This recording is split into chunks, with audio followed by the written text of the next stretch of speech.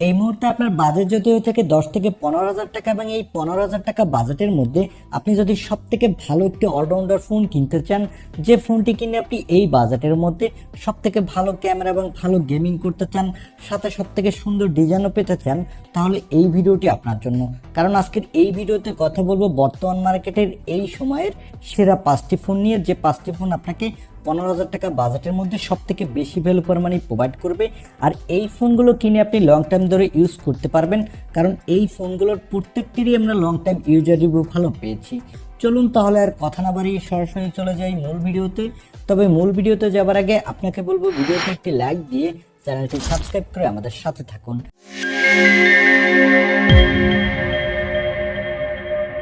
আমাদের লিস্টের 5 নম্বর পজিশনে যে ফোনটি রেখেছি, এই ফোনটি হলো তাদের জন্য যাদের বাজেট হলো 12,000 টাকার আশেপাশে এবং এই বাজেটের মধ্যে আপনি যদি সব থেকে বেস্ট গেমিংয়ের জন্য একটা ফোন কিনতে চান, সাথে সুন্দর লুক ও ডিজাইন পেতে চাইলে এবং মোটামুটি ভালো ক্যামেরা পেতে চাইলে তারা এই ফোনটি দেখতে পারেন। এই ফোনটি হলো পোকো M5।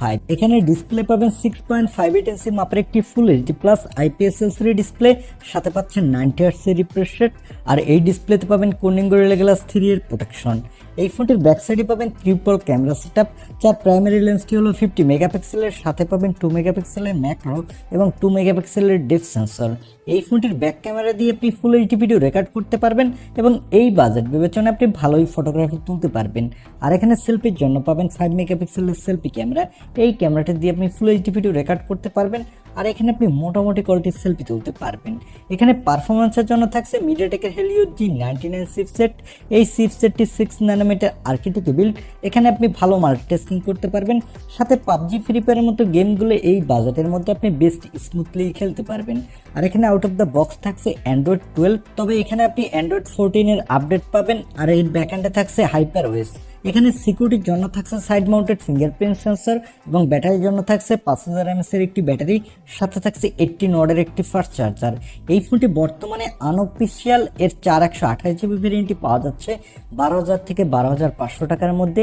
আপনাদের যাদের বাজেট হলো 12,000 থেকে কিছুটা বেশি এবং এই বাজেটের মধ্যে আপনি যদি সব থেকে বেস্ট গেমিং এর জন্য একটা ফোন কিনতে চান, সাথে সুন্দর লুক ও ডিজাইন পেতে চাইলে তারা এই ফোনটি দেখতে পারেন। আমাদের লিস্টের 4 নম্বর পজিশনে যে ফোনটি রেখেছি, এই ফোনটি হলো তাদের জন্য যাদের বাজেট হলো বরাবর 15,000 টাকা এবং এই 15,000 টাকা বাজেটের মধ্যে আপনি যদি অফিসিয়ালভাবে সব থেকে সুন্দর লুক ও ডিজাইনের একটা ফোন কিনতে চান, তারা এই ফোনটি দেখতে পারেন। এই ফোনটি হলো Realme C61। এখানে ডিসপ্লে পাচ্ছেন 6.74 ইঞ্চি মাপের একটি HD plus IPS LCD display, সাথে পাচ্ছেন 90 Hz এর রিফ্রেশ রেট। আর এই ফোনটির ব্যাক সাইডে থাকছে ডুয়াল ক্যামেরা সেটআপ, যার প্রাইমারি লেন্সটি হলো 50 মেগাপিক্সেলের, সাথে পাবেন 0.08 মেগাপিক্সেলের একটি অক্সিলারি লেন্স। এই ফোনটির ব্যাক ক্যামেরা দিয়ে আপনি ফুল এইচডি ভিডিও রেকর্ড করতে পারবেন এবং এই বাজেট বিবেচনায় আপনি মোটামুটি ভালোই ফটোগ্রাফি তুলতে পারবেন। আর এখানে সেলফির জন্য পাবেন 5 মেগাপিক্সেলের সেলফি ক্যামেরা। এই ক্যামেরাটা দিয়ে আপনি এইচডি ভিডিও রেকর্ড করতে পারবেন, আর এখানে আপনি মোটামুটি কোয়ালিটির সেলফি তুলতে পারবেন। এখানে পারফরমেন্সের জন্য থাকছে ইউনিসকের টাইগার সিরিজের T612 চিপসেট। এই চিপসেটটি 12 ন্যানোমিটার আর্কিটেক্টে বিল্ড। এখানে আপনি ভালো মাল্টিটাস্কিং করতে পারবেন, তবে এখানে তেমন একটা ভালো গেমিং পারফরমেন্স পাবেন না। এখানে ফ্রি ফায়ারের মতো গেম খেলতে পারবেন, তবে হাই গ্রাফিক্সে খেলতে গেলে কিছুটা ল্যাগ ইস্যু পাবেন। আর এখানে আউট অফ দ্য বক্স থাকছে অ্যান্ড্রয়েড 14, এর ব্যাকএন্ডে থাকছে Realme UI। এখানে সিকিউরিটির জন্য থাকছে সাইড মাউন্টেড ফিঙ্গারপ্রিন্ট সেন্সর এবং ব্যাটারির জন্য থাকছে 5000 mAh এর একটি ব্যাটারি, সাথে থাকছে 15 ওয়াটের একটি ফাস্ট চার্জার। এই ফোনটি বর্তমানে অফিসিয়াল এর 6128GB ভেরিয়েন্টটি পাওয়া যাচ্ছে 14,999 টাকা, অর্থাৎ 15,000 টাকা। আপনাদের যাদের বাজেট হলো 15,000 টাকা এবং এই বাজেটের মধ্যে আপনি যদি আইফোন ডিজাইনের একটা ফোন কিনতে চান, সাথে মোটামুটি ভালো মাল্টিটাস্কিং করতে চান এবং মোটামুটি ভালো ক্যামেরা পেতে চাইলে তারা এই ফোনটি নিতে পারেন। তবে আপনি যদি গেমিংয়ের জন্য কিনতে চান এই ফোনটি, তাহলে এই ফোনটি নেবেন না, তাহলে আপনি আমাদের লিস্টের নেক্সট ফোনগুলো দেখতে পারেন। আমাদের লিস্টের নাম্বার 3-এ যে ফোনটি রেখেছি, এই ফোনটি হলো তাদের জন্য যাদের বাজেট হলো 15,000 থেকে কিছুটা বেশি এবং এই বাজেটের মধ্যে আপনি যদি স্যামসাং এর সেরা একটি অলরাউন্ডার ফোন কিনতে চান, যে ফোনটি কিনে আপনি লং টাইম ধরে ইউজ করতে চান, সাথে মোটামুটি গেমিং করতে চান এবং ভালো একটা ক্যামেরাও পেতে চান এই বাজেটের মধ্যে, তারা এই ফোনটি দেখতে পারেন। এই ফোনটি হলো স্যামসাং গ্যালাক্সি M14 4G।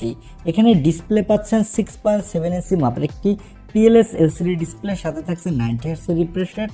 আর এই ফোনটির ব্যাক সাইডে থাকছে ট্রিপল ক্যামেরা সেটআপ, যার প্রাইমারি লেন্সটি হলো 50 মেগাপিক্সেলের, সাথে থাকছে 2 মেগাপিক্সেলের ম্যাক্রো এবং 2 মেগাপিক্সেলের ডেপথ সেন্সর। এই ফোনটির ব্যাক ক্যামেরা দিয়ে আপনি ফুল এইচডি ভিডিও রেকর্ড করতে পারবেন এবং এই বাজেটের মধ্যে আপনি মোটামুটি ভালোই ফটোগ্রাফি তুলতে পারবেন। এখানে সেলফির জন্য পাচ্ছেন 13 মেগাপিক্সেলের সেলফি ক্যামেরা, এই ক্যামেরাটি দিয়ে আপনি ফুল এইচডি ভিডিও রেকর্ড করতে পারবেন আর এখানেও আপনি ভালো কোয়ালিটির সেলফি তুলতে পারবেন। এখানে পারফরমেন্সের জন্য থাকছে স্ন্যাপড্রাগনের 680 4G চিপসেট, এই চিপসেটটি 6 ন্যানোমিটার আর্কিটেক্টে বিল্ড।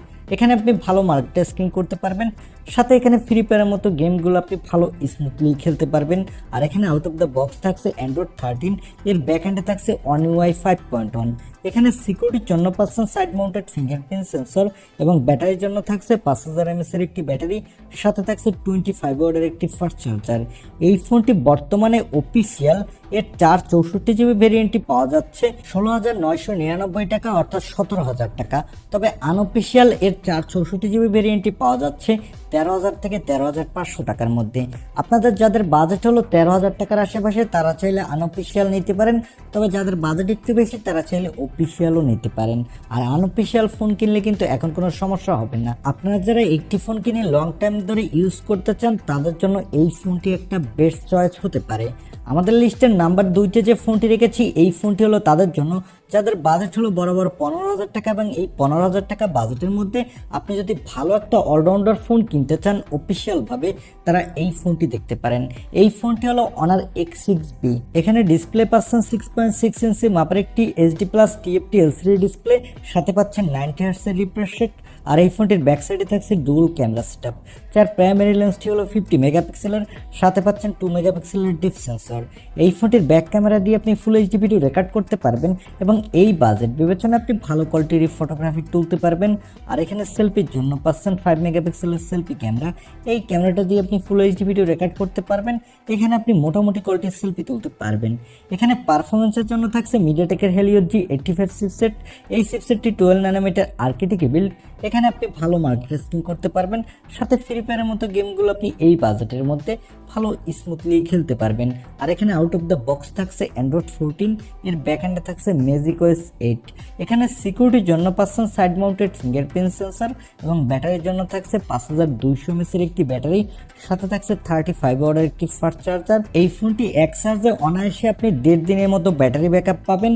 আর এই ফোনটি বর্তমানে অফিসিয়াল এর 6128GB ভেরিয়েন্টটি পাওয়া যাচ্ছে 14,999 টাকা অর্থাৎ 15,000 টাকা। আপনাদের যাদের বাজেট হলো 15,000 টাকা এবং এই বাজেটের মধ্যে আপনি যদি ভালো একটা অলরাউন্ডার ফোন কিনতে চান অফিসিয়ালভাবে, তারা এই ফোনটি নিতে পারেন। আমাদের লিস্টের নাম্বার 1-এ যে ফোনটি রেখেছি এই ফোনটি হলো তাদের জন্য যাদের বাজেট হলো 15,000 থেকে কিছুটা বেশি এবং এই বাজেটের মধ্যে আপনি যদি অফিসিয়ালভাবে ভালো একটা 5G ফোন কিনতে চান, যে ফোনটি কিনে আপনি লং টাইম ধরে ইউজ করতে চান এবং মোটামুটি ভালো গেমিংও করতে চান, তারা এই ফোনটি নিতে পারেন। এই ফোনটি হলো OnePlus Nord M30 AC। এখানে ডিসপ্লে পাচ্ছেন 6.7 ইঞ্চি মাপের একটি ফুল HD+ IPS LCD ডিসপ্লে। এই ফোনটির ব্যাক সাইডে পাচ্ছেন ডুয়াল ক্যামেরা সেটআপ, যার প্রাইমারি লেন্সটি হলো 50 মেগাপিক্সেলের, সাথে পাচ্ছেন 2 মেগাপিক্সেলের ডেপথ সেন্সর।